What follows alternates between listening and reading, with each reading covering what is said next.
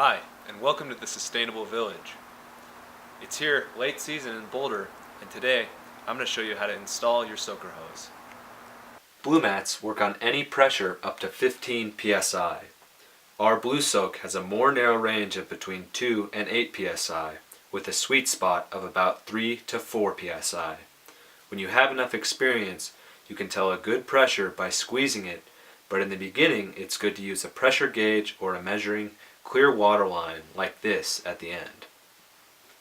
When installing, there can be a big gap between the Blue Mat sensor and start of the soaker hose line.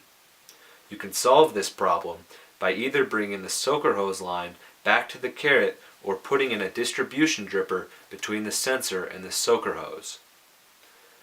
With lots of humus or peat moss in the planting mix, it can be further away. With mostly soil or lots of sand, it needs to be closer. The soaker hose works best if the blue mats and valves are adjusted down to about 3 psi, but that can be hard to determine.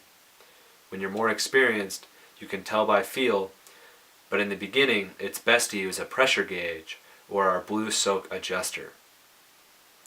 Adjust the valve or carrot at the end of a line so that the water goes up 4 to 5 feet.